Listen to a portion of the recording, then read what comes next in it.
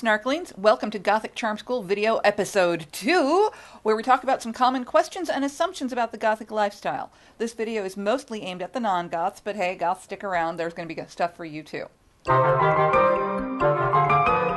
So, what are some frequently asked questions of the Goths? Nice costume! Are you in a play? Is it a holiday in your country? No. We look like this all the time. See, the person with all the tattoos, they didn't draw them on first thing in the morning to leave the house. The person with the wacky hair, that's not a wig. I look like this when I go to the grocery store. Really, this is what a lot of us look like. And whereas you guys get up in the morning, pull on a pair of khakis, pull on a polo shirt, head out the door, there are those of us who wake up in the morning and do a lot more. Now, yes, there are Goths who pull on a pair of jeans, lace up their boots, pull on a black t-shirt, and are out the door in quest of their double tall mocha right that instant. But, again, there are those of us who are a lot more elaborate. There are people who have amazing mohawks. There are people who look like they escaped from a touring production of Mary Poppins as envisioned by Tim Burton. This is not a costume. When you ask if it's a costume, whether you know it or not, you are implying that we are doing this for attention, for a special occasion. When, really, no, it's Tuesday. This is just what we look like.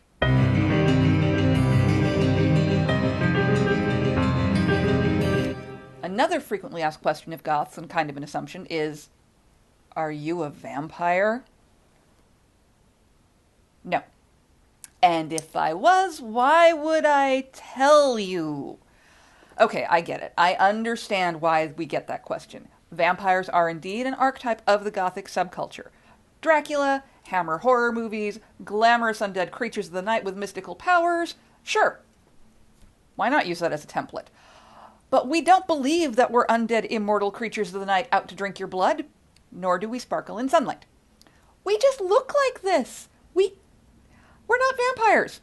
Vampires aren't real. Now, I have to admit, there is a subculture of a vampire type. They have some ties with Goth. They don't believe they're undead creatures of the night. They're not waiting to find victims and drag them back to their lair. Vampires are fun to read about. Vampires are fun to watch movies about. Maybe life would be kind of exciting if vampires were real, but it would be a lot more dangerous.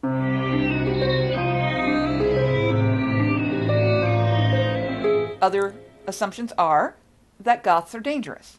We're not. We're not dangerous, we're not violent, we're not out to hurt people. In fact, we have a pretty good understanding of what it's like to be outcast, to be ostracized, and to be picked on because you're different. Because of that understanding, we're less likely to go pick on other people. We've been through it ourselves in high school. Why would we want to do that to other people? That's just mean and rude. And hey, Gothic charm school with that emphasis on manners? No, you shouldn't do that.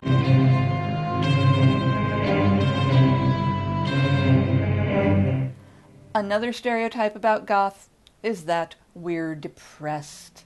That we sit in our black-painted bedrooms with flickering candlelight, writing tormented poetry about our angst and our woe and our broken heart and life is ashes. Let me tell all the Goths watching this right now, if you have journals full of that poetry, burn them. Burn them. Don't put them online. Don't put them on MySpace. Don't put them on Facebook. Don't put them on LiveJournal. Your future self will thank you for it. Because really, in 5 years' time, even in a year's time, when you go back and look at that, you will probably feel embarrassed. You will probably feel a bit abashed. If you are the lady of the manor's age, you will give thanks that there was no such thing as LiveJournal or MySpace or Facebook during your tormented teen years, because just think of what we all could have posted. Or rather don't. Let's just move on from that and not think about it. But no, Goths are not depressed. We love life. We perhaps have an appreciation for different sections of life than other people, but that doesn't make us bad.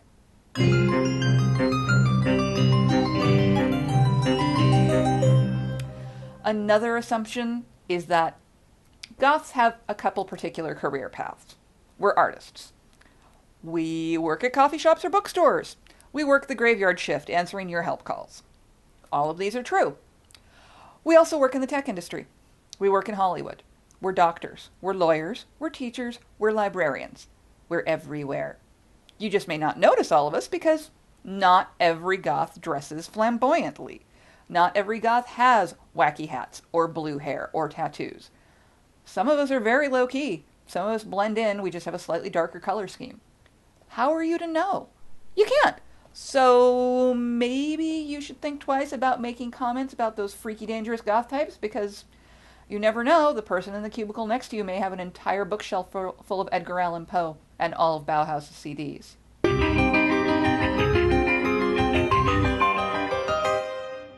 Hey, want to know more? Go to the website, www.gothiccharmschool.com, and you should really buy the book. Gothic Charm School, an essential guide for goths and those who love them, with illustrations by Pete Venters, coming in June from HarperCollins.